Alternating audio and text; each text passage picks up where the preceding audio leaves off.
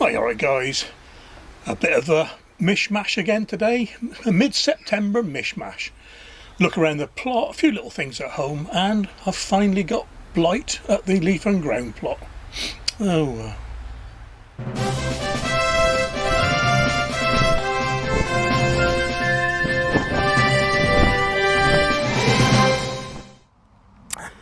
well, you're right guys, I don't do these very often. Look, I've got a mail call.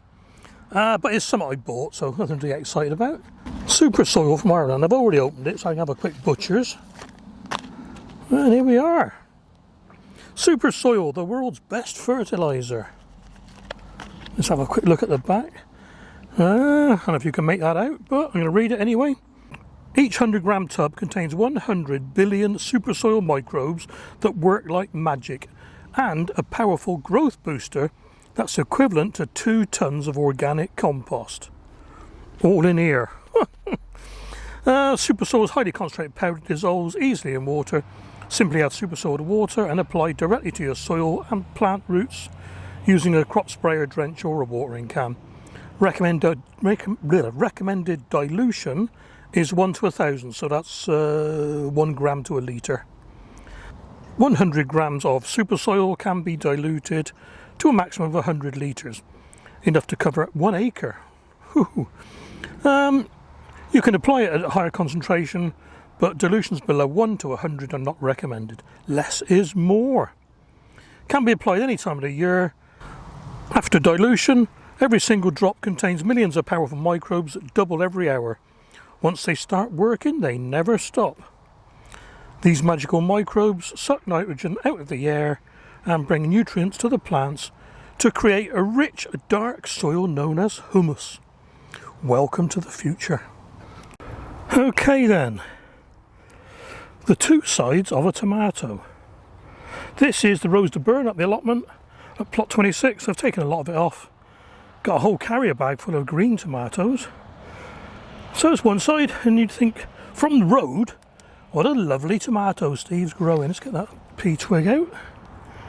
You'd think, what a lovely tomato Steve's growing. Then you grow up the other side. And there it is. So, anyone doesn't know what blight looks like, there it is. So all this will be going away. I got a few kilos of, what's that red one, any good? I'll cut those off in a second, yeah. So I'm obviously going to, sterilise the scissors, wash my hands before I leave and everything.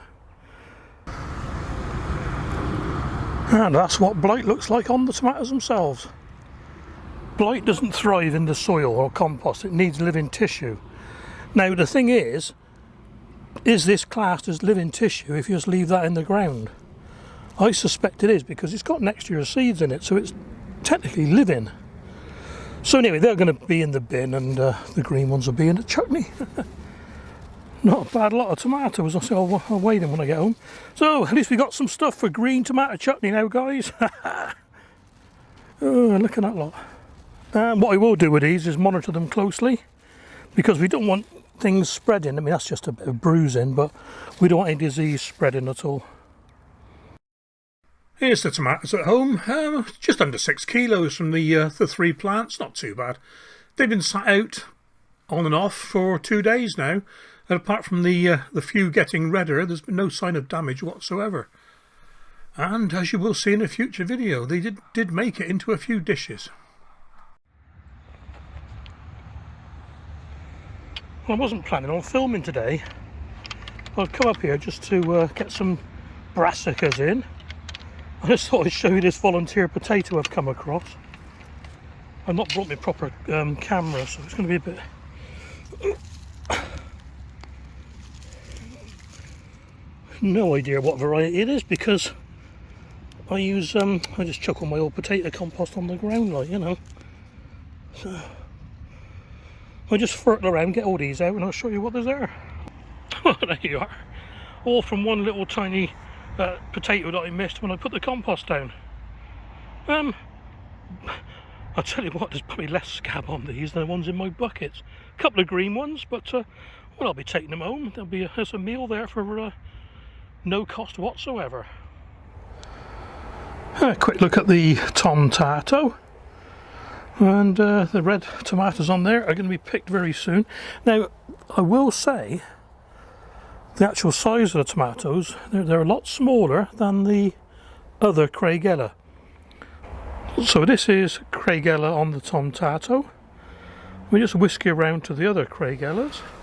Forget those, these are the rows to burn. But these are the Craigella growing in the hydroponics. Now this one I just picked off. So we go around and compare the sizes.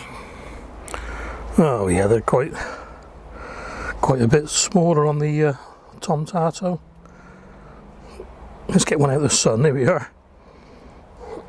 God, I can't get the perspective right. There we are. Yeah, they're. But let's look at them. There's an awful lot of them. That's the thing.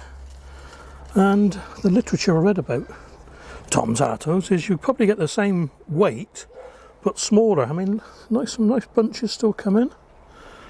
And perhaps the last one there. I'm going to cut the top off soon. Keep saying that, but the weather doesn't turn. Very nice. Just want to show you this before I wrap in for the evening. I like to cut my lettuce and take the leaves off as I use them. I've got so many growing that it doesn't matter if I just pick the leaves off. So this has been in water for 1.5 days with the outer leaves taken off. Keep it in water, keep it fresh. Don't like putting it in the fridge. Anyway, look, I just come to get some more today for my salad. And it's rooting. There's roots growing off the stalk. And there's roots. Just put it on the board a minute, you see it better. There's roots shooting off the sides. Everywhere. I wonder if that would grow if I planted it. Sounds like a challenge to me. Get the rest of the leaves off tomorrow. I'm going to plant that bit there, see what happens. Right, here's the said lettuce. Been left in water for another 2 or 3 days. And I've made a hole in the compost in the veggie bed. And I'm going to plonk that in and see what happens. If you can see down there, here we are. I've not set the tripod up or anything, but give it a good watering. Certainly different, isn't it?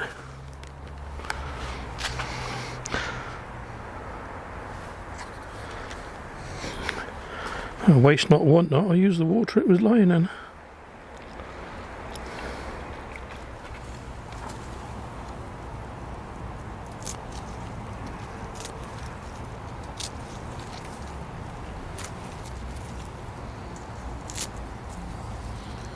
Right, there it is. Planted with no leaves, really. I mean, it's got loads of little leaves. So these will be in my tea tonight. And we'll see what happens.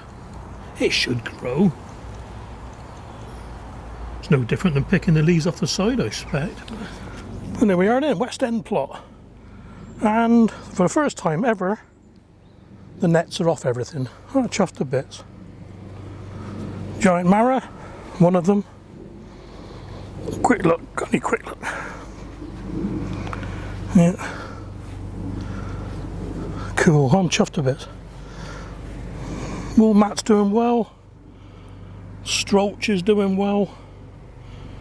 And the pumpkin's doing well. It's getting quite big now, actually.